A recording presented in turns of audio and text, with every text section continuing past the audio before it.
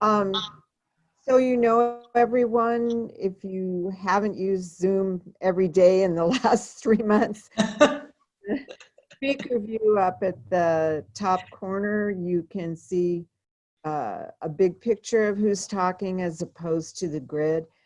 But let's go ahead and get started. And on behalf of the club, which is a lunch group of the La Plata County Democrats, I'm just really happy to welcome everyone to our virtual CD3 candidate forum today. The goal of the club is to bring together all Democrats, from the most conservative to the most progressive, to celebrate our shared values, appreciate who we are, and work together to put more Democrats in office.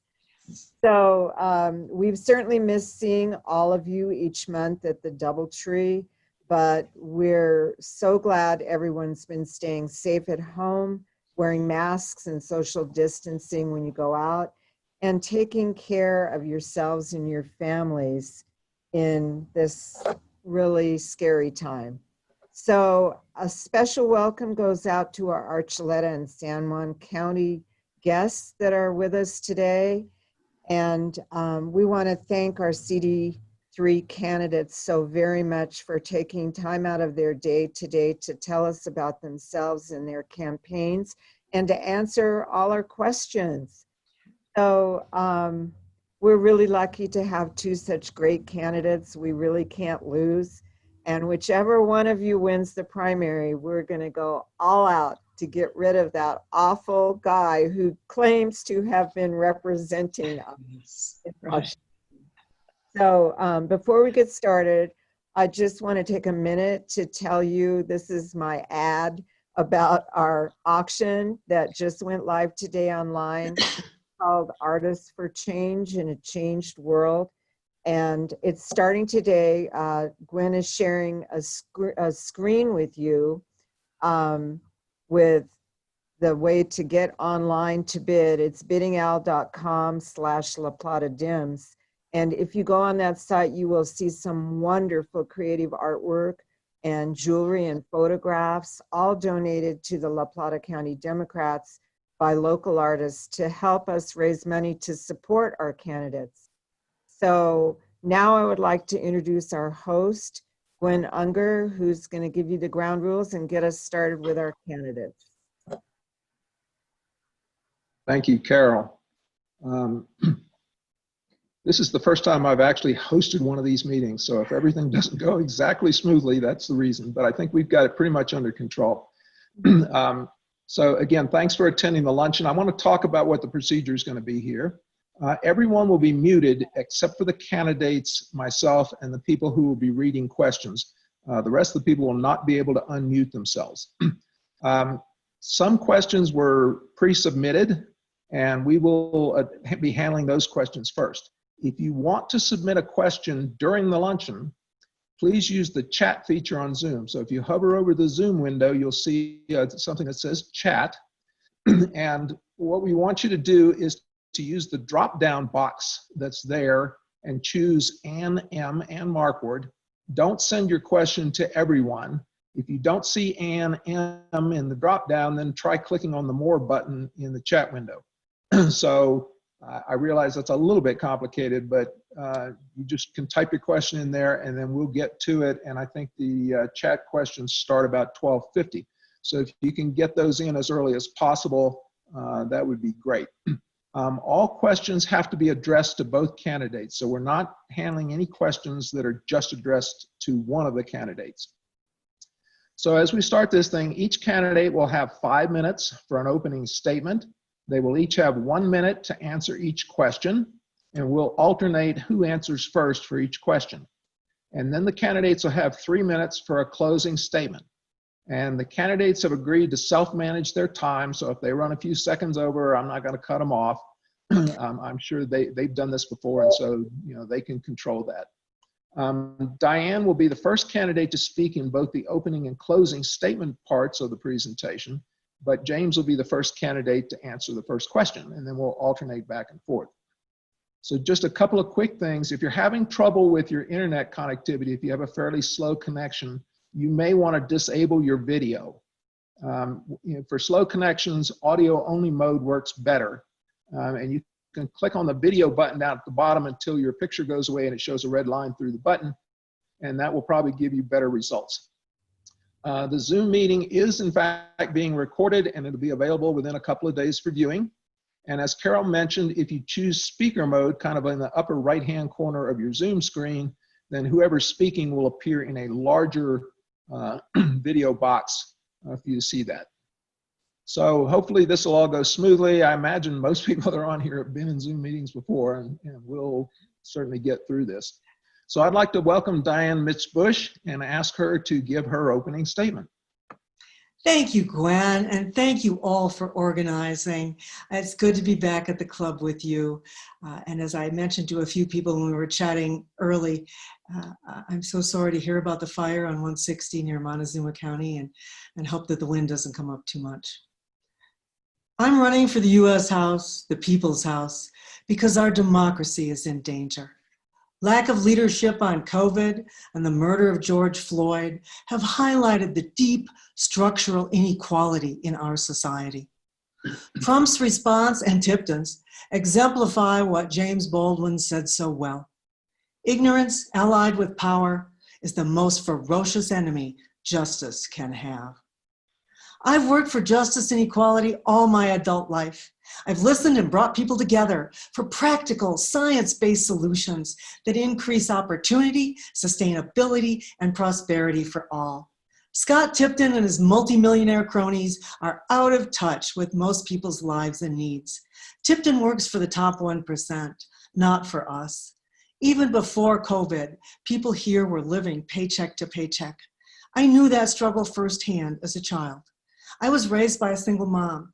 She took out payday loans so we could make the rent. Then she joined a union. Finally, she was treated with dignity and respect at work. We were more secure. We were never wealthy or privileged, but we had enough to get by.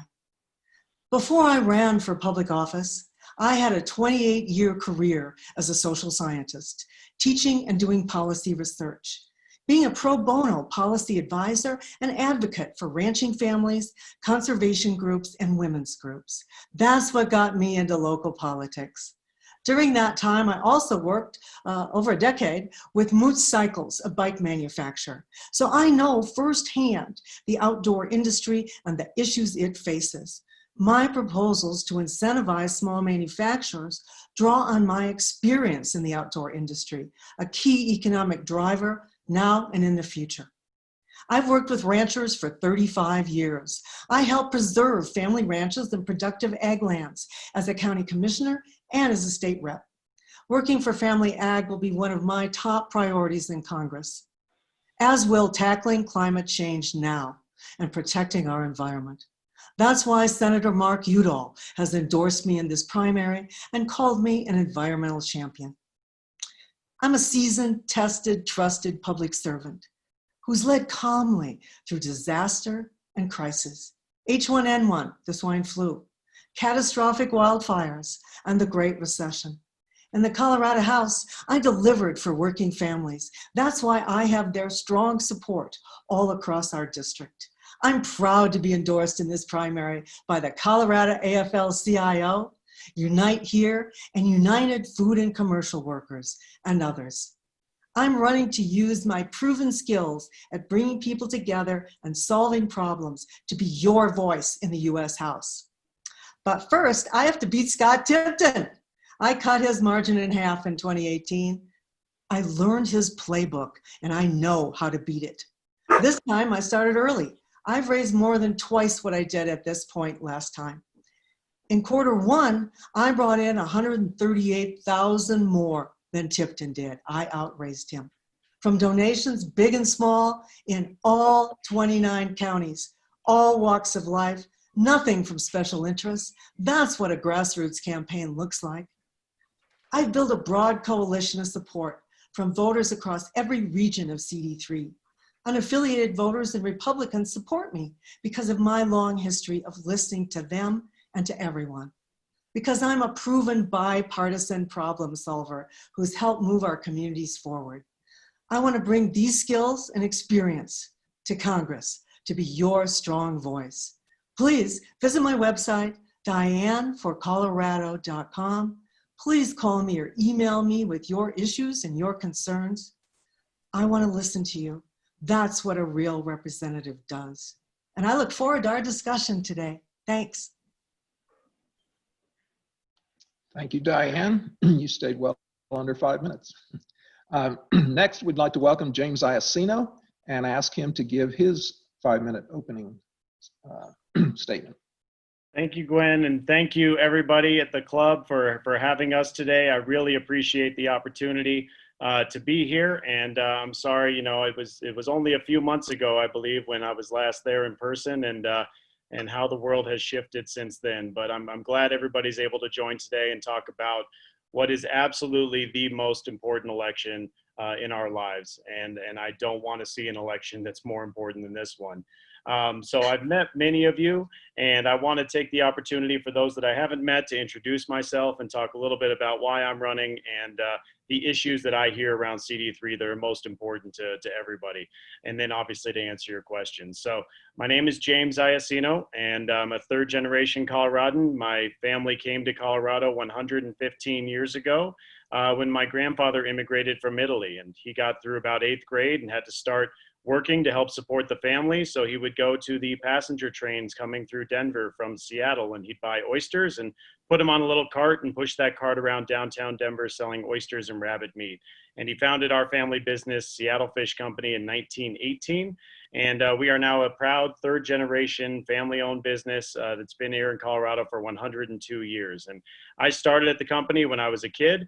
You know, working the loading docks and loading trucks on the overnight shift, and then driving trucks all the way through college, and went into sales and started building relationships with the restaurateurs and grocers throughout the entire Rocky Mountain region, and ultimately led the company for the past 10 years. And we've built a great company. We tripled the size of it in those 10 years. And there's a couple key core values of mine that really I credit for our success and our growth. And first and foremost is investing in our workers. We've been a proud Teamsters union since the 1930s. And I know as a business owner that when you invest in great wages and great benefits, everybody has the opportunity to succeed. I'm proud of the upward mobility we've achieved, and you know that people stick with us for decades because we treat them like family. And that's absolutely core to who we are as Americans and in the type of businesses that we should be running. And it's really the reason for our success. And second, we've been global champions on sustainability. We've had numerous recognition from around the world for our efforts in supply chain traceability, helping restaurateurs and grocers make better decisions about where their food comes from, ultimately for the health of our planet, whether it's ocean health or promoting local food systems and working with our farming and ranching community to help promote their product and get it to local restaurants and grocers. We're very core and passionate about sustainability. And we were fortunate to be the 2017 Green Business of the Year.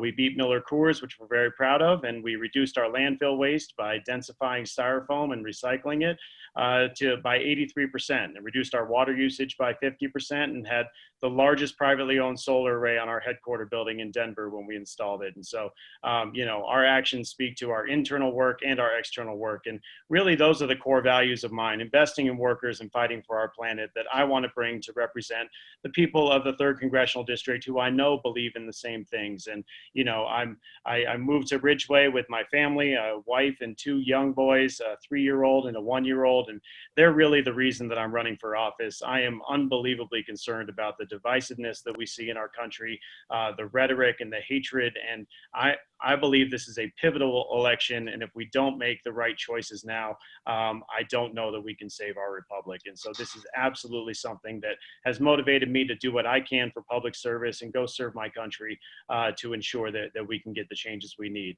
And as we've had an office in Montrose for the last 7 years for my company. And as I've talked to my employees and vendors and farmers and ranchers and everybody around the district, there's a few main issues that come out that are absolutely critical. Economic mobility, what I was talking about earlier, investing in our workers. We've seen stagnant wages and rising costs. We've seen a lack of economic diversification, and we need to ensure that we're doing everything to promote those industries that are successful to Colorado's economy. And that could be outdoor rec on the western slope, renewable energy throughout southern Colorado. These are areas where we need to focus on bringing good paying jobs, light manufacturing jobs, distribution jobs, to ensure that we're promoting the economy. We need to reduce people's costs by examining our healthcare system, which is absolutely the highest cost that I hear, an average of $2,000 a month for a $10,000 high deductible plan. I've been an advocate for a public option to get everybody covered, negotiate prescription drug pricing, invest in mental health care, and ensure that we're doing everything we can do to succeed and getting everybody covered. And finally, we need to address the climate crisis. We see it today with the wildfires and the droughts. We need to promote renewable energy and regenerative agriculture. I'm happy to talk about that more in the Q&A, but we have big issues to face, and we need somebody that can represent us better than Scott Tipton. So thank you again for having me. I look forward to our discussion. Thank you, James. We're going to go into the question part of the presentation here, and Kathy Devine and Karen Pontius are going to alternate asking questions. I think Kathy's going to ask the first one, and James will answer first on the first question, and then on the second question, we'll go to Diane answering. We'll just go back and forth. So Kathy, if you can read the first question. Hey, James, in view of what we've seen happening in our country in just the past few weeks, what would you do to fight back against racism and protect our communities of color from police brutality? Yeah, absolutely.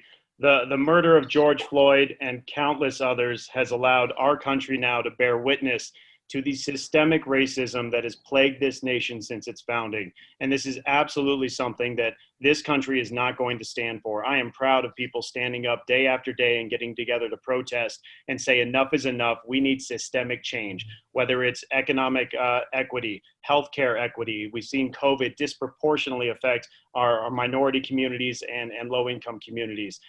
Equity and educational access. These are things that have been plagued by systemic racism and we need to address. Specifically with police brutality, I'm in support of the Justice in Policing Act that was introduced in the House last week, creating a national registry for our police offenders so they can't bounce around from department to department, banning chokeholds, ending qualified immunity, most importantly, demilitarizing our police and investing in community policing services.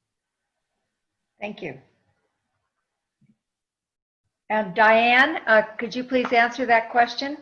Yes, thank you. As I said in my introductory remarks, both COVID and the murder of George Floyd have reminded us about the deep structural inequalities in our society, and they've been baked in for a long time. I think now is our real opportunity to create a society with liberty and justice for all. Over 50 years ago, the Kerner Report on the 1967 riots made several key findings that we're looking at again. One of them is that we have to control police brutality, that we have to make sure that police departments are rewarded for good behavior and that they are reminded that their job is to protect citizens and First Amendment rights. But the Kerner Report went deeper than that. It talked about education, job opportunities, lack of banking, food deserts, a whole set of things, including housing. And they concluded by saying, we're moving towards two nations, one black, one white, separate but unequal. And it's about time that we change that. And so I certainly support the Justice in Policing bill, and I support a whole host of changes that would bring more mobility, more opportunity, especially in work and in public education and housing. Thank you. Thank you, Diane. You ran 1:25, so Oh, I'm sorry. try to aim for a minute. Karen, I believe you have the next question, and this will be Diane answering first. Diane, this past decade's income inequality is the largest in history and is increasing. If elected, what steps would you take to reduce the income inequality, or the income equality gap? One of the first things I do, and you're right, it has been increasing dramatically, and this is something we absolutely need to deal with. I've studied this issue and dealt with this issue on a local level all my adult life. So at the federal level, the first thing we need to do is repeal some of the provisions of the 2017 Tax Act. Legislation ever since Reagan made our system more and more unequal, particularly in terms of economic inequality, but also social inequality. So some of the provisions that we need to change. Number one, that bill incentivizes companies to move jobs overseas. That has contributed greatly to income inequality. We need to change that.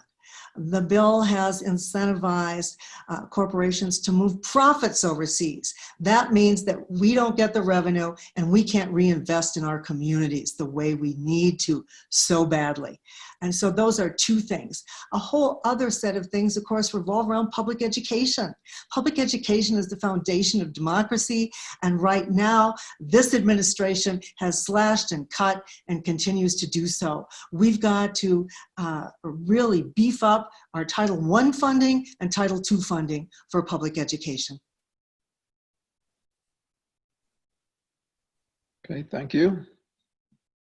James? So income inequality, as I mentioned in the opening remarks, is absolutely out of control. And we need to address this now before it creates problems that we can't come back from. And I agree, the tax structure in this country vastly benefits the top 1% and corporations that, only allows more dividends to stockholders, which is a small minority of people in our country. And so we need a progressive, fair tax system to ensure that tax breaks are going to working class families and absolutely taxing more on the top 1% and corporations to ensure they're paying something fair. But we need to address the costs that when they're looking at their paychecks, how much money are they actually taking home? Healthcare costs, as I mentioned, out of control. In our district, to have $2,000 a month in premiums is absolutely unacceptable. And we need to look at our education system and promote more skills-based training, career technical education, community college services, so that kids aren't coming out with so much student debt that they have absolutely no ability to achieve great paying jobs and be successful in closing that gap. Thank you. Kathy, do you have the next question? Yes, James, continuing with the healthcare discussion, do you believe that healthcare should be a human right? And if so, how do you propose to achieve healthcare for all? Yes, absolutely. Healthcare is a human right, and we need universal coverage now. There has been no clearer time with COVID-19 and what we're facing, where we see the impact of having a 100% employer-based healthcare service. This is unacceptable. In our district, we have the highest level of Medicaid participation, the highest level of uninsured at over 10%. This is something that needs to be addressed. I firmly believe in a public option is the best way to get that done, primarily because we can get that done now. And I believe it's become the compromise position to get everybody covered, but allow those that want to stay on their private insurance to do so. Specifically, union companies I've talked to who have given up wage increases for years for great benefits don't want to give that up. But a public option would allow us to invest in mental health care, women's health care, things not often covered by private insurance, and ensure that we are negotiating prescription drug pricing, getting premiums down to something that's affordable, and subsidizing those premiums for those that can't afford it so we can achieve universal coverage. Thank you, James. And Diane, would you like to answer that question? Sure. Healthcare is a human right, and we have ignored that fact for way too long. Our current healthcare system is driven by profit. Insurance companies, big drug companies, big chains are in charge. We need to change that, and there are a number of ways to do it. We need to have universal healthcare, and we need to make the costs of healthcare transparent. I worked across the aisle on this issue in the Colorado House, and my Republican colleagues and my Democratic colleagues and I had a series of meetings with insurance companies and hospitals, and they stonewalled. They would not explain to us how costs or prices were determined. We need to have that at the federal level. But also right now, we need triage. That October Supreme Court case is going to get rid of some of the key provisions of the Affordable Care Act. One of them, the protection of pre-existing conditions. Scott Tipton voted against a narrow bill about that in 2019. We must protect pre-existing conditions. We must authorize Medicare to negotiate for drug prices. The VA has been doing it for years, and their prices are less than a third of Medicare's. We have to get rid of surprise billing. That's one of the major causes of family bankruptcy. In fact, we're the only industrialized country where medical bills are the major cause of family bankruptcy. So surprise billing is key. But we also have to look at full funding for our federally qualified health clinics, which are really critical in our rural areas, and also CHIP, the Children's Health Insurance Program. I met a couple. Diane? Oh, I'm done. Thank you. Okay. Well, the next question is kind of a follow-on. If you're elected to the House, would you support the House Bill 1384, Medicare for All Act of 2019? That's Diane. Diane? Oh, I'm sorry. You're going to have to remind me. I always tend to forget these things. James knows that. He thinks I'm forgetful. Maybe I am. I would support the concepts of it. There are several things about it I don't like. One of them is that it gets rid of private insurance. In Canada and in Australia, those single-payer universal plans allow people to also have private insurance, and I think that's critical in our system. Another piece of it is that because the majority of legislators in the US House are from urban and suburban areas, that's where the people live, there's little recognition of some of the uniquely rural issues that we face, like air ambulance, medical ambulance, and I think we really have to have that kind of coverage. I've worked with EMTs on these issues in the Colorado House. But the notion that everyone is covered at some kind of basic level is something we really need to get at. But we also, at the same time, separate from that bill, need to control the increases in drug prices. We need to get rid of the insurance company as the middleman between a doctor and her patients. So I think that there are a number of things that are great about that bill, but I think it also needs some amendments. Yeah. So the bill, you know, again, we're trying to achieve universal health care. So I like where the bill is going. Part of this campaign for me has been, let's focus on what we can get done. I don't want to make promises to our constituents on things that I don't believe we can get done. And one of the biggest challenges with the bill is it's not going to have labor support. And I think that that's critical because we, again, as I discussed earlier, oftentimes they gave up a lot of wage increases for benefits, and it's how are we going to get those wage increases back and what does that look like? I believe that we can get a public option done. And you know what, if this is a tool as a negotiation to help us get there, then absolutely. But I think that it's critical that we are getting everybody covered, ensuring that we are putting a government option in place that gets people covered. And then if they want to choose to stay on private insurance, they can. But it's critical for us to get that passed now. I believe this has become the compromise position. I believe it's something importantly that can pass the Senate. And that's why we need to focus on that as opposed to going for Medicare for all. Thank you. Kathy? Okay, James, next question, we're changing subjects. Do you support spending tax dollars for much needed infrastructure improvements, as well as updating our national grid and rural broadband access?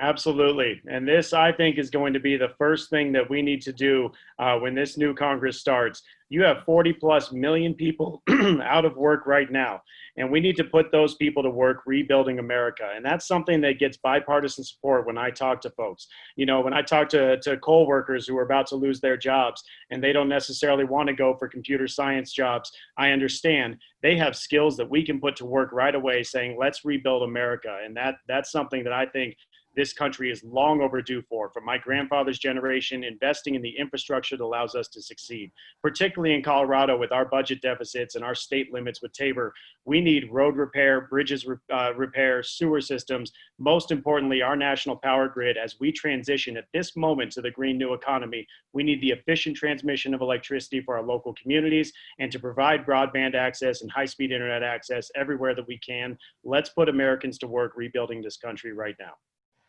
Thank you, James. Diane? We used to invest in our infrastructure and our people, and it made us strong and really competitive. I proposed long ago an infrastructure bank at the federal level, and that is one of the first things I'd like to do. An infrastructure bank would provide both bonds, but it would also be able to use a number of creative tools to finance transportation infrastructure. As some of you know, I worked for years on transportation infrastructure on the Western Slope and throughout Colorado. I was the chair of the House Transportation Energy Committee. But in addition to transportation, both road and bridge, rubber wheel transit, and high-speed rail, we need broadband. We need to fix our electric grid, not our grill. We're not going to be grilling. And we really need to focus on our water infrastructure. It's critical, as well as housing and renewables. So how do we do this? Not just the infrastructure bank. We need to end fossil fuel subsidies now. That can provide us much of the money to do this. Economists estimate that somewhere between 630 and 660 billion, that's a B, can be brought back into revenue if we get rid of those subsidies. Diane? Taxpayers should not be paying those. Okay. Before we go to the next question, just like to remind everybody in the audience, if you have a question for the candidates, you can use the chat window in your Zoom application. And please select in the drop down to send that to Ann Marquardt, Ann M. Don't send it to everybody, send it to Ann, and then at about 12:50, we will start asking the questions that came from the audience. So I think we're back to Karen. Yeah. Okay, what do you, this is James, right, first? I think it's Diane. No, it's Diane. Diane, okay. Thank you. What do you believe is the best first step to address climate change and reduce greenhouse gas emissions and CO2 in our atmosphere, and why? As I said a moment ago, ending fossil fuel subsidies. That will give us the hundreds of billions that we need to invest in renewables and to be able to create jobs. You know, I was Conservation Colorado's Legislator of the Year in 2017. And the argument I made then is the same argument I make now. Those who oppose us doing something about climate change claim that it's going to hurt our economy. It's the opposite. If we protect our environment and if we attack climate change, we will actually create more opportunity, more well-paying jobs. And so ending those fossil fuel subsidies is critical. Also, a carbon fee and dividend is another critical piece of doing this quickly. And we don't have a lot of time. We need to get our greenhouse gas footprint down by 2040 to really do it. So yes, those are some of the things I would do. So as we've seen today, and as you see wildfires continue to burn, droughts and wildfires are going to continue. These are direct impacts that we see that our ranching and farming community absolutely understands that this is our moment to fight the climate crisis. And we need to pivot right now to a green new economy. First thing we need to do as a federal government is invest in R&D technology for storage of solar capabilities. The economics have moved on renewables. Wind and solar are now the cheapest forms of energy, and that's an economic move which will drive incredibly quick change. But we need as a government to focus on storage technology to continue to accelerate that change, building out our energy grid to promote efficient transmission and storage in local communities. But second, in our agriculture community, we have an opportunity to invest in healthy soil, regenerative agriculture, putting our carbon back in the earth. This is something that promotes biodiversity, brings back our native grasses, and allows us to sequester more carbon than anything we can do. And so I believe we should be paying our farmers and ranchers for that and their work to provide them more economic stability while doing our part to fight the climate crisis. Yeah. Okay, James, continuing on this subject matter, do you support placing a fee on carbon with or without a dividend being returned to all the households as an effective means to reduce greenhouse gas emissions? Yes, I do. And I believe that this is the easiest way to use economics to properly price the cost of carbon. And that's what we talk about when we talk about indirect subsidies for the carbon, the fossil fuel industry. That's what we're talking about. And I think that's going to give us the money. And I'd rather use that money to pay our farming community for their carbon sequestration efforts. That's where we can transfer those funds to provide the money, not to the people that are producing the carbon, but to the people that are capturing the carbon. And I think that that's absolutely an opportunity. It's the most efficient way for us to be able to bring those dollars into the government immediately and then reallocate them to those that are fighting the climate crisis. Thank you. Diane? The Citizens Climate Lobby has been working very successfully on this issue, and there are bills now in the U.S. House about it. Yes, I support a carbon fee and dividend program for many reasons. The first of which is that it reminds us that there is a price there. Up until now, corporate polluters, those who are contributing more greenhouse gases, have not been held accountable, either through tax policy or through any other kind of policy. And we need to do that. Responsibility and accountability are key here. And if we're going to solve this problem, we need that bill, as I mentioned earlier. Thank you. Okay, the You, next Karen? question is for Diane. Okay. I think you're right. What would you do to make sure that our teachers and schools have access to the funding they need so that they and our students are able to thrive in today and tomorrow's society? As I mentioned in my introductory remarks, this administration and Betsy DeVos have come up with bills to slash Title I funding, slash Title II funding, and to privatize public education. We will turn that around on day one of the session in 2021. We need to actually invest in our schools, in our teachers, and Title I is a piece of that. But we also need to forgive college student loan debt for teachers who are going to rural areas. We need to provide grants to our local school systems, but especially our teachers.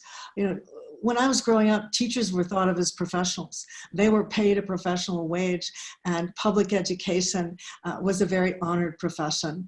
And a lot of the Republicans would say to me, well, Diane, just look at Finland. Well, I looked at Finland. I studied it closely, and you know what? Teachers in Finland are paid the same as engineers. So we need to move towards treating teachers as the professionals they are. And I tell you, a lot of parents I've talked to recently who are now schooling at home, distancing, they go, oh my God, I can't believe what teachers do every day. So we absolutely, you know, as we see in Colorado, teacher pay is 50th in the nation, dead last. And this is a result of our state and local tax arrangements that I don't see changing in the near future. It's a very difficult challenge in the state. We need to triple Title I funding and put direct federal money into teacher pay, specifically for teachers in rural areas and in inner city areas. I think that that's something that we need to focus on to ensure those dollars are getting where they need to go. I met a teacher in Durango who works across the border in New Mexico, special ed teacher. She makes $55,000 in New Mexico, would make $35,000 in Durango. It's absolutely unacceptable. But we also need to provide resources. My wife was a second grade teacher. We had to provide everything for that classroom. We need more support staff, mental health services. In Ridgeway, you know, 50% of the incoming preschoolers where my kid is going to school next year have a special need. We need resources and support staff in the classrooms to take that burden off of teachers and allow them to do what they do best.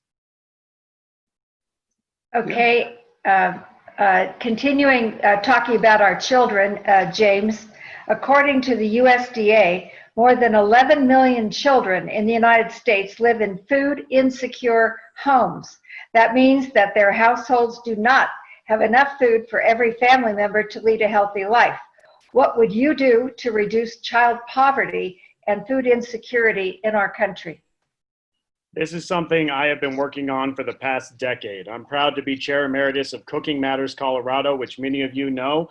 It's a statewide program to be able to teach low-income families on those SNAP benefits how to prepare nutritious meals for their kids. I have a lot of experience in this area. 1 in 5 kids in Colorado does not know where their next meal is coming from, and it's absolutely unacceptable. And Scott Tipton is where I first ran into him. I've been advocating in DC for the past decade for protecting those benefits in the Farm Bill, and he votes against it every single time. He just voted against a 15% increase during this crisis. This is absolutely unacceptable that the richest country in the world has so many kids going hungry every single day. And so I absolutely advocate for increases in that funding opportunity and more support to programs that are particularly in SNAP education that are providing services like Cooking Matters Colorado to end childhood hunger in America right now. Thank you. Diane? As a county commissioner and as a state representative, I worked on food insecurity and food deserts. Working with ranchers in Routt County, we had a lot of farm to school programs and farm to table programs where the food bank would get the fruits of that process. But at the federal level, yes, SNAP is critical. That's one of the reasons why I want to be on the Ag Committee. The Farm Bill is so important, not just for food and food security, but for all of our ranchers and farmers. And lately, the Republicans have been cutting and cutting and cutting and cutting SNAP. Sonny Perdue, who is the Secretary of Agriculture, is from a mega conglomerate. He doesn't see SNAP as even an issue for that bill. So we need to have a representative who really knows ag, knows the bill, and knows how to work things through committee. And that's what I want to do. Thank you. Okay, Diane, this is also about education. We know that kids who have high quality early learning experiences do better for the rest of their lives. What policies would you support to make sure all kids have access to great early learning experiences? Early childhood education is so critical. I would support universal preschool, just like what we have now in Colorado. The research for over 40 years, study after study after study after study, and real experience of teachers and families that I know, show that when children have that experience, they do so well. In fact, the return on investment for early childhood education is at least 27. So think about it. Wouldn't you invest in something that gave you a return of 27 bucks for every dollar? I think that's what we need to do as Americans.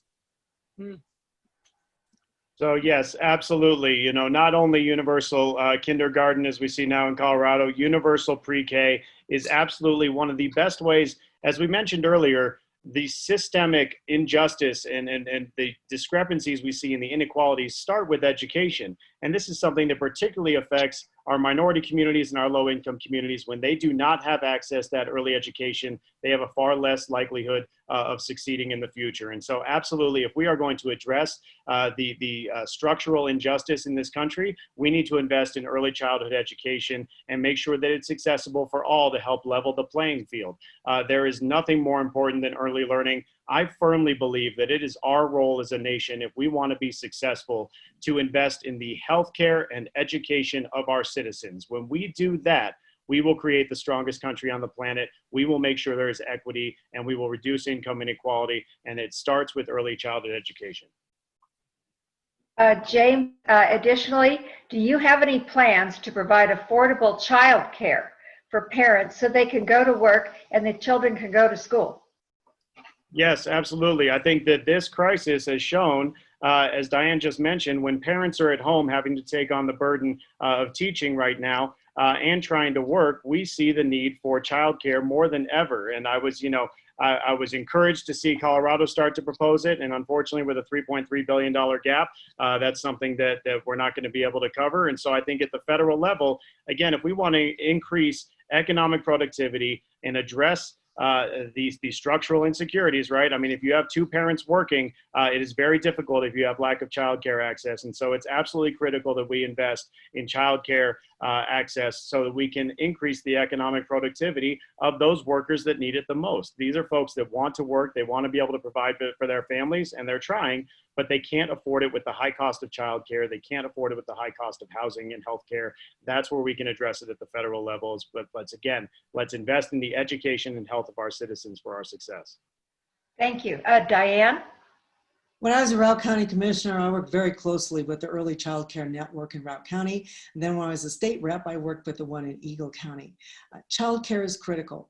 Both child care and quality child care and paid family leave are absolutely essential for people to succeed.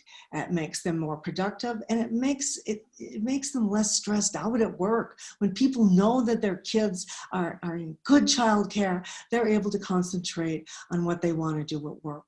And once again, when we talk about income inequality, having accessible, available childcare that's high quality really starts to level that playing field. So having a federal fund that does that is so very important for all of us. I've seen firsthand at the county level how difficult it is to get monies for childcare, and also how difficult it is for people that run childcare centers to make a living. And so that's got to change. And I've always been a strong proponent of childcare and family medical leave, and that's what I'll do in the U.S. House. Thank you. Okay, Karen, we're going to ask one more of the pre-submitted questions, and then we'll see what we have from the audience. Well, the next one is about student debt. Diane, what would you do about the tremendous burden of student debt in this country? Student debt is a tremendous burden for generations of young people. When I first started teaching at Colorado State University back in the 80s, nobody had student debt. I didn't encounter any students that have that. Now, of course, the vast majority do. There are a number of ways that we can reduce and forgive student debt. Some of them revolve around programs that I helped with in the Colorado House. That is, incentivizing young people in nursing, in teaching, and in veterinarian work to come out to rural areas and forgive part of their debt. Another way to do it is national service in terms of a trade between national service and debt forgiveness. But the bottom line here is, folks, the bottom line. Betsy DeVos has made a lot of personal money off the servicing of student loans. That has to stop. There's a sweetheart deal right now with her company. So we've got to balance students' needs, communities' needs, but we need to make sure that students aren't at the predatory debt that these student loan servicers do. And there are a bunch of bills right now about that. Thank you.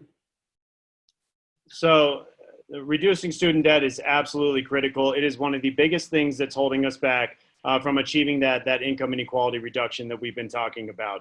First and foremost, the United States government should not be making money off of the loans that it's providing to students for them to attend higher education. The fact that they're paying 6% and up is absolutely unforgivable, and I would take that to 0%. I do not believe that this country should be making money off of kids that want to achieve higher education. Again, let's invest in the healthcare and education of our citizens. Secondly, we need to provide more access to community college, career technical education, accreditation programs, apprenticeship programs. These are skills-based learning programs that can put kids to work. We have 2 apprentices at Seattle Fish. You know, they will spend 3 years with us starting at the age of 17, and then they qualify for, they not only have the work experience, they can move into a middle management position making $60,000, $70,000 a year and up with no student debt. Let's invest in those programs and teach kids the skills they need to enter the economy right away. Okay, thank you. And Mark Ward, have we received any questions from the audience? Yes, we have. We've received several really good questions. I'm going to start with a softball question from one person because, in her own words, because I have not yet heard anyone else ask that on any forum, which is, what committee appointments would you like to have in your first term in the U.S. House? What do you think is most important? And that first one would go to James? James. James. Yeah, so absolutely. I think I want to provide the areas where I have a skill set to succeed. And so for me, it's agriculture, natural resources, and small business. Those are the areas where I believe I can provide the most value and the critical need that we see right now. Agriculture, ensuring our farm bill has the SNAP benefits that we need, and the education, ensuring that we have an opportunity to invest in the regenerative agriculture I talked about and start to help support enforcing antitrust laws, putting more processing in place for our local ranchers and farmers, ensuring that we're funding the USDA to do that, we can provide a lot of impact in the ag community. Natural resources, protect our public lands, ensure that we're enforcing and expanding on our clean air and water protections, funding the National Forest Service. We have a lot of things we can do in natural resource, trying to get it all in a minute. And small business, you know, this is critical. Our small businesses, and particularly our hospitality industry, the largest private employment sector in the country, we need to support small business growth and entrepreneurship programs to help Western and Southern Colorado succeed. And Diane? I'd like to serve on agriculture, natural resources, and transportation and infrastructure. Those three areas are areas to which I bring a lifetime of expertise as a policymaker and as a social scientist. And ag, as I said in my introduction, I've worked with agriculture families for 35 years. I was the vice chair of the House Ag Committee, which is also the House Natural Resources Committee at the state capitol. So we need to really focus in on a whole set of issues around ag, especially the monopolization of our agriculture industry. Family farmers and ranchers are hurting while big conglomerates are winning. Natural resources. Clearly, natural resources, which I was also the vice chair of in the Colorado House, revolves around the environment and public lands. I have a number of bills under my belt to deal with regulations that protect our public lands. And of course, Tipton has tried to sell them off time and time again. And he's gotten in sweetheart deals with S&G Oil and others. None of that when I'm your representative. And then transportation and infrastructure. That's my biggest policy area. It's the one I've spent the most time on: broadband, on transportation, on electric grids, on water infrastructure. And I can bring a Colorado approach to that committee. That committee is often full of urban and suburban folks, which is great, but our rural Diane? areas need a voice. Thank you. Okay, good. Thank you very much. Diane, the next question is for you first. What can you actually accomplish? We've seen bills piling up on Mitch McConnell's desk. What can you actually accomplish if, God forbid, the US Senate and the White House stay in Republican hands? I'd like specific examples from both of you. When I served in the Colorado House my first term, we had the trifecta. It was great, but I still worked across the aisle with Republicans because I believed in it. My second two, the Senate was Republican. So I know what you have to do. You have to reach across the aisle on issues that you can agree on. And what I did in the Colorado House was reached out to other rural folks like Don Coram, like John Becker, like Jim Wilson on issues ranging from rural education to microhydro and renewables. And that's, I think, what we can do if that is the case. I hope it isn't, but reaching out and pulling together on issues that we can really make a difference on, whether it's in healthcare, talking about allowing Medicare to negotiate, whether it's in environmental protection, focusing on public health and environmental protection. That's what brings people together. And of course, climate, we know, the ranchers I know the effects of climate change. They see it every day. And so again, working with other legislators to get things done. And Okay, Jane? before James answers, Diane, you're running over quite a bit. So I'd ask I'm you if used you to just having a stop sign up there. You know, I'm Right. used to having a stop, sorry. Right, I'll start waving at you. Okay, please do. Okay. Please do, I'm sorry. It's all right. James. So first of all, sweet mercy, if we're in the situation where we have this president and this Senate, I don't know where this country's going to go. So we cannot let that happen. Get out the vote. Ensure we're doing everything we can to win. That is the most important thing, because we've seen great bills pass the House right now. In fact, a lot of the policies we're talking about, we've seen great bills introduced and passed, and they're sitting on McConnell's desk. But we absolutely need to build coalitions to get things done. The unemployment crisis we're facing today is not going to go away by the time that we are in office. And this is an opportunity to use the power of the House and ensure that we are doing our part to propose bills that can create negotiating positions to actually get things done. I absolutely agree with reaching out to the rural communities and representatives. Let's ensure that we're putting together bipartisan solutions for actual change and taking that and putting pressure on the Senate and the rural representatives there as well to get something done. It's critical. It's how I built my company. Bring in diverse opinions, reach across the aisle, start by listening, and get very specific on the issues affecting both Republicans and Democrats in our district. Thank you. Then, James, we're going to go back to our rosy scenario of maybe it won't be all Republican all the time. What's concrete action would you propose taking to get big money out of politics? Is that possible? And what needs to happen? Yeah, I do believe it's possible. I think that there's both a short-term solution and a longer-term fight that we need to take. Short-term, we need campaign finance reform. This is something that we can absolutely pass, and I believe there is more bipartisan support for than you're going to get for the longer-term solution we're going to talk about in a minute. But the fact that we can raise limitless amounts of money, it's where most of our time, most of our representatives' time goes, and it allows billionaires to buy their way into office. This is something that needs to be addressed. I'm an advocate for a public financing system to ensure that everybody has equal access and we get a more diverse number of people willing to run for office to represent this country than we have now.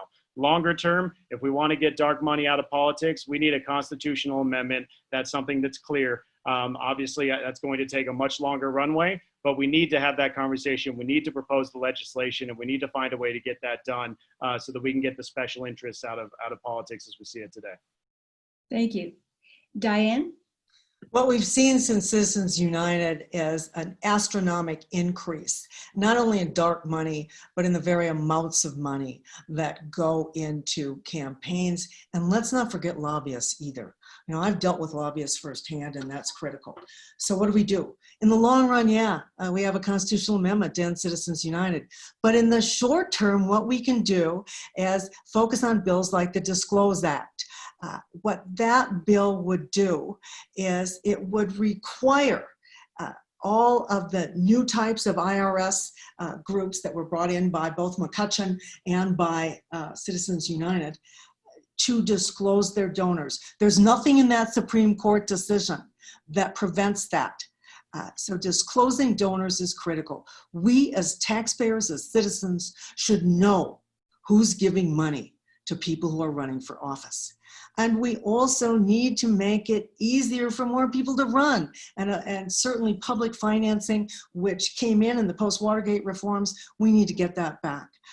And we also need to disclose, not in the sense of the Disclose Act, but we need to hold people like Scott Tipton accountable for who's giving the money. Look at his FEC report sometime, and you'll see a who's who of world polluters, anti-choice groups, NRA, and the Koch brothers. And clearly they influence what he does. Very good. Okay, thank you. Let's turn back to debt for just a moment. Under this current administration, our nation's debt has ballooned. We have a lot of needs, as you discussed in the last hour. How do we pay for it all without saddling our children with even more debt? Diane? Am I first? I'm first? Yeah, I say I always forget. Did you hear me? I'm sorry. Yes, Diane. I'm sorry. I started with Diane. Sorry. My apologies. Some of the things I've already talked about. We end fossil fuel subsidies now.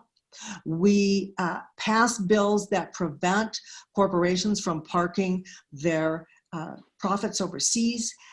And the most important of all, and it's often neglected, is we create living wage jobs. When people have jobs that are living wage jobs, their taxes plus those other measures that I was talking about will increase the revenue to the US government so that we can invest in our people and in our infrastructure. And this is critical for our future. Absolutely critical, especially for climate change, but for a whole set of other things. We don't have to saddle our children with debt if we deal with taking away the loopholes that have accumulated since Reagan. And that's one of the reasons, by the way, that we have such extreme economic inequality. Thank you. And James, same question. Yeah, so this is something that's critical for future generations. And we start first and foremost by repealing the corporate tax cuts passed in 2017. We put a fair progressive tax system in place to ensure that the top 1% are paying their fair share, and that we're giving the proper tax breaks, though, to those working families that need it to address that income inequality. If we don't address that, I'm concerned that we won't have a tax base and the jobs to be able to support. So we need to do those two things first. And then honestly, we need to look at where we're spending our money. If we are going to be a country that invests in the health and education of our citizens, we need to seriously look at our military spending and ensure that we are doing what we can to make sure that we are efficiently spending our dollars and right-sizing our military for the needs of today. And that's something where are we spending the money? Where do we want to spend the money? What kind of country do we want this to be? I want it to be a healthy, educated population. And to do that, we need to have a fair tax system, ensure we're closing corporate loopholes and repealing those C Corp tax cuts. And then we are looking at our military spending, which is by far the largest in the world, to what we can do to get those funds. Okay. And a follow-up, do you want me to continue, Gwen, or? Yeah, keep going for now. We got till about 8 more minutes. Okay, I have 2 more questions, by the way, Gwen. So the Okay. next question starts with James. Many of our 29 counties have depended on the fossil fuel industry for multi-generational good-paying jobs and county and community financial resources. Yet we need to work toward a carbon-free economy. How will you ensure a just transition as these coal, oil, and gas workers and their communities lose these incomes? Yeah, absolutely. And this is key. And when I meet with coal workers up in Craig and they talk about it and they say, look, I'm a little skeptical because a lot of people say, well, we're just going to train you for the jobs of the future. And they're like, look, I've been doing this my whole life. I don't necessarily want to retrain for that job of the future. That's fine. Let's put them to work right away. And I think this is critical. Now is our moment to pivot to a green new economy. And if we're going to do that, let's take advantage of the fact that wind and solar are the cheapest and it's time to transition those jobs. So let's invest in those workers by putting them to work right away, rebuilding the infrastructure of this country, specifically our power grid, our mass transit systems, everything we talked about earlier. And then let's focus on a couple things. One, a lot of the communities in our districts, their tax base is heavily dependent on this industry. We as a federal government have a responsibility as this transition occurs across the nation to help provide funding for that local tax base to make up that gap until the new economies are established, to ensure that we are providing funding for our frontline workers, police, firefighters, our schools, and then we're able to invest in the skills-based education for the jobs of the future that we talked about earlier. Thank you. And Diane? I come from a coal county, an oil and gas county, and it's now becoming a renewable county. I've worked with coal miners and power plant workers and oil field workers for years as a county commissioner in the State House. I've been attending Just Transition meetings for over 6 months until we couldn't anymore because of COVID. So yes, we need a just transition, and it takes a number of different mechanisms. First, at the federal level, we need grants and loans for the affected communities. What those grants and loans would be for is to help retrain workers in manufacturing. That's what they're there for. I told you I worked for Mitsch Cycles. Welding is a big part of building a high-end bike. And we hired people from the mines who were great welders. So the workforce in the mines, the workforce in the power plants, they already have the skills for 21st century manufacturing. They might need a tweak here and there for renewables, for solar, for, wind, but that's there, but we need the money to do that training. We also need the money to help these communities rebuild and refurbish so that they can attract new manufacturing businesses. And to me, that's the centerpiece of any just transition, a package of grants, of loans, of retraining. Okay. Diane, thank you. Thank you. Gwen, I'm going to turn it back over to you. My last question, I believe, has pretty much been asked. If anyone has an additional question for me, please let me know, but I'm going to turn it back to Gwen and the questioners. Okay. Kathy, I think we still have a few questions, don't we? Yes, one area that we haven't covered yet, and this would be for James. Do you have a plan for passing comprehensive immigration reform legislation? Sure, I do think the question's for Diane, but if you want me to I'm sorry. I'm used to calling on you first, I guess. Okay. Whatever. Who wants to go first? Since you're on, James, why don't you just... Right, okay. Okay. We need to protect the DACA recipients now. That should be one of the first bills in 2021. And then we need comprehensive, rational, evidence-based immigration reform, both in the field of legal immigration and for the 11 million some undocumented people who live here now. We need to find a path to citizenship in that kind of legislation. But then in terms of legal immigration, we need to fix the problems with H-2A and H-2B.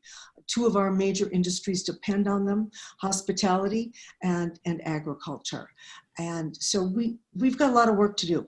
But I think we can do it. If Marco Rubio and Michael Bennet could come up with a comprehensive immigration bill that passed the Senate in 2013, we can do it. And we really need to protect the undocumented people who are so important in our community and the dreamers. So yeah, we need to do that. Thanks, Diane. James, now your turn. Okay. Yes, we need to start with protecting the folks that are here, and that's our DACA recipients, and ensuring that every person has an opportunity for a path to citizenship, and we need to provide that real path. These are good tax-paying people who have been here contributing a lot to our economy, and we absolutely need to support them as they're just as much a part of this country as anybody. We need to provide a more efficient system for our legal immigration system. If you talk to conservative folks, they'll say, let them just come here legally. You have an average 12-year waiting list to even attempt to come here legally, and that's absolutely unacceptable. We need to invest in technology to support the more efficient processing of those applications so that people are able to come here quicker. And this is, again, the injustices here. Separating families at the border must end immediately. This is the #1 thing that has disgusted me. We need to ensure we do have a good refugee system to ensure that we're doing our part in the global community to support refugees. And this is something that we can absolutely tackle, increase our H-2A and H-2B visas to secure our economic future. That's what we can do for a start for comprehensive immigration reform. Thank you. Okay, Karen, we've got time for one more question, and as the moderator, I would like to ask the final question. So to both James and Diane, why are you, obviously we're voting for one of you to run against the Republican, so I'd like you to tell us why you are the best candidate to beat Scott Tipton or, heaven forbid, Lauren Boebert in the November election. So James, why don't you go first? Sure. I believe that we need something different. Scott Tipton, has faced 4 former state legislators and he's defeated them. And I believe that right now, in this economy with this crisis, people are looking for business leadership and the skill set that I bring to the table, understanding how to balance a budget and grow good paying jobs and leading in a progressive business and being able to get things done. That's what we do in the business community. And I think that's more important than ever now with our independents and our moderate Republicans who have shown me the support because they recognize my abilities to grow a small business, and that's what people want to understand. They vote with their wallets, and that's something that they want those opportunities. So I do believe that we need a broader array of representation in Congress, and that's something that I bring to the table that's different for Scott Tipton. And I think that now with this turnout in this economy, in this crisis, that's what people are looking for in their leadership, and we need to give it a shot to be able to flip this seat. Thank you, Diane. I'll beat Scott Tipton because of several factors. First, I have a broad and deep base of support in all 29 counties. I've worked with people from all 29 counties for a number of years, and I've already gotten, and it's very humbling, really strong support from people. But building that coalition between unaffiliateds, moderate Republicans, and us Democrats is critical. The other piece, of course, is fundraising. And I was going to talk about that a little in my conclusion, but I raised more than Scott Tipton did in Q1 of this year. And so I think that's critical. And what's really important, and I mentioned his FEC reports before, he raises most of his money from dark money groups, and I'm going to hammer him on that. I raise my money from real people from all walks of life. The other piece is that from having run and lost, I learned Scott Tipton's MO. I know exactly how he does it and when he does it, and I am ready. And I've already been calling him out for a year, as I've been running for over a year, on how he's voted and how he hasn't voted. And I will do that again and again. One of the things I found last time is that most voters don't realize how bad his record is. And my job is to educate them. Okay, thank you. That's the end of the question and answer session. I thought that went really well, and we really appreciate the great questions that people sent in and also the great answers from the candidates. So we're now going to go to the candidate closing statements, and we're allowing 3 minutes for each candidate in the closing statement, and Diane will go first. TV ads now ask, are you going to vote for Trump or for America? That's what I'll ask Scott Tipton every day. Instead of responding to COVID-19, he scored political points for Trump by attacking our governor. He voted to privatize Medicare and public education, to end protections for pre-existing conditions, for tax cuts for the top 1%, to gut environmental protections and sell off our public lands. He has consistently voted against women's rights and women's health. I've always stood up for women's rights. That's why Planned Parenthood has endorsed me in this primary. My record shows that I've stood up to lobbyists and worked across the aisle, not just talked about it. That's why so many local and state elected public servants have endorsed me.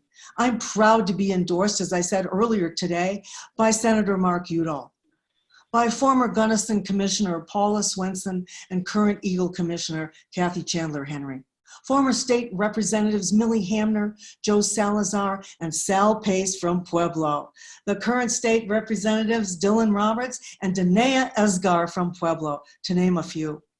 Why have they endorsed me? They've worked with me and they know firsthand how effectively I work across the aisle and how I get things done. I just don't talk about delivering, I've done it. I'm proud that your former Representative Mike McLaughlin has endorsed me in this primary. As freshmen in the House together, we both stood up to the NRA and for common sense gun safety. He knows that I stand up for my constituents, not for lobbyists or big donors. I know our district because I've lived here for 43 years. I didn't just move here.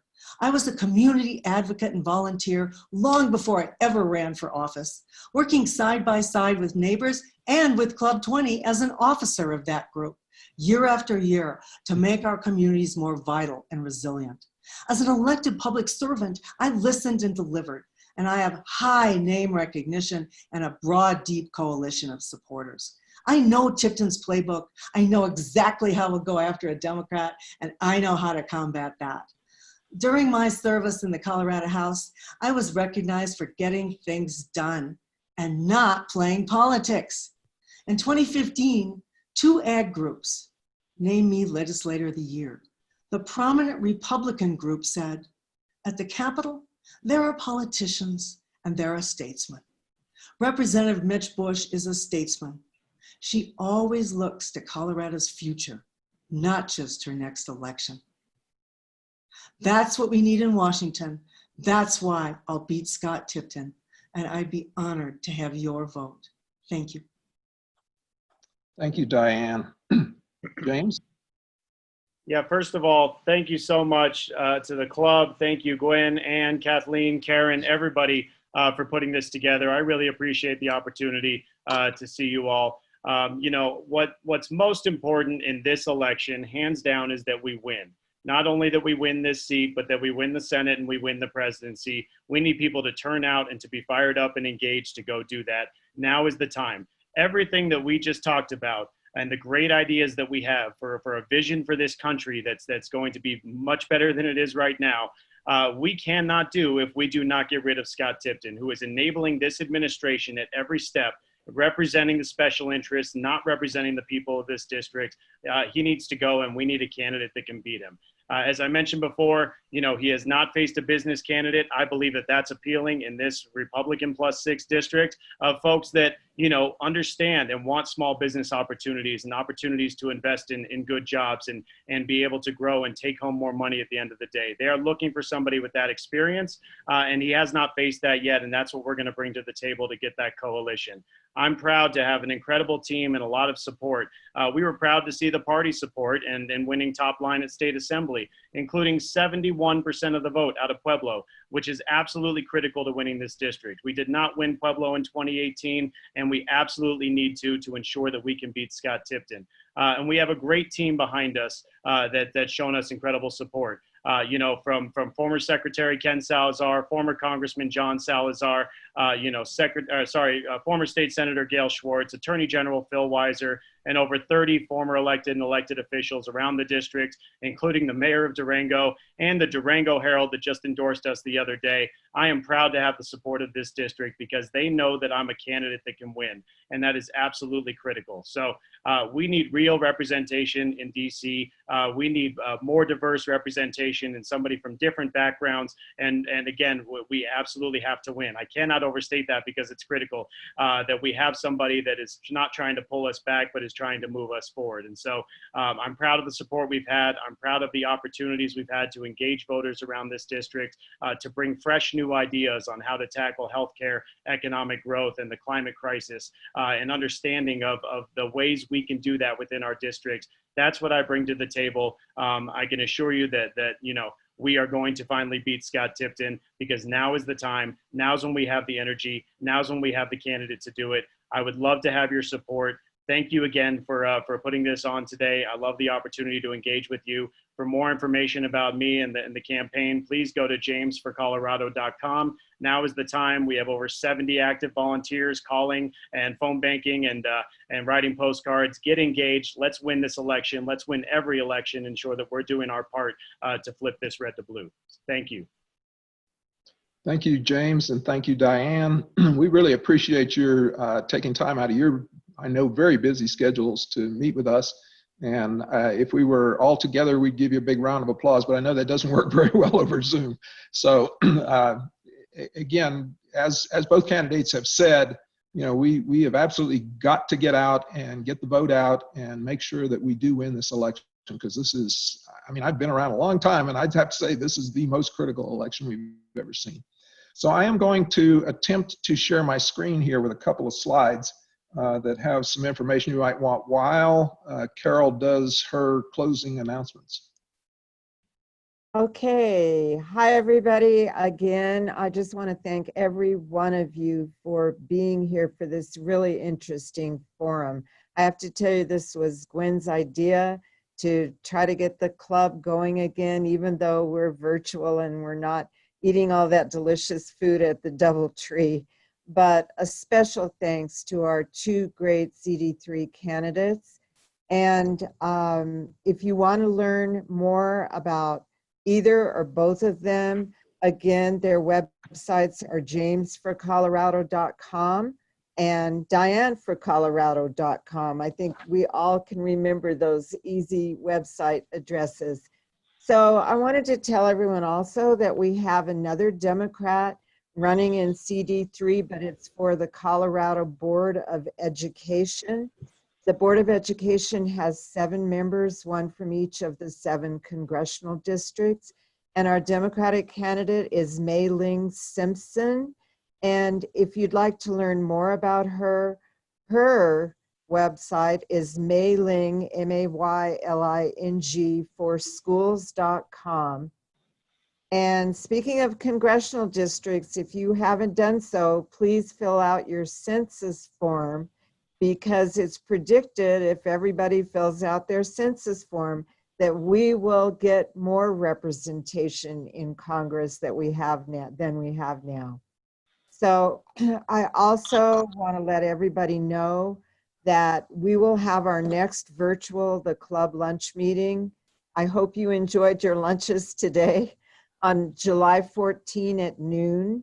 And we'd like to invite all of you to come for a very, very timely discussion. Our featured speaker is Mike Todt, and he has a doctorate in history and organizational psychology.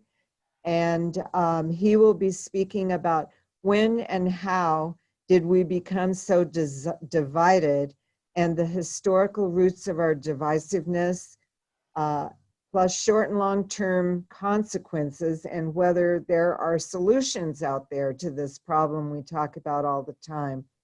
And finally, before we depart today, I want to urge each and every one of you to check out our online auction site, Artists for Change in a Changed World. Anne Marquardt has put her heart and soul into this fundraising event. It begins today and it runs through June 30th. And there is just a ton of absolutely gorgeous art, photography, and even some jewelry. So how can you lose when you get a chance to bid for these great items and at the same time you're supporting the La Plata County Dems so that we can help our candidates make a great, big, huge tidal wave, a blue tidal wave in 2020. So here's the link on the screen and you can easily get to it. It's www.biddingowl.com/La Plata Dems. So thank you again so much. I think we stayed well inside our time limits. And Gwen, thanks for putting this together today. And thanks to all our question askers. And thank you both, Diane and James, for your wonderful, inspiring answers. Thanks so much to everybody. Goodbye. Thank you, and we'll hope to see you in July. Sounds great.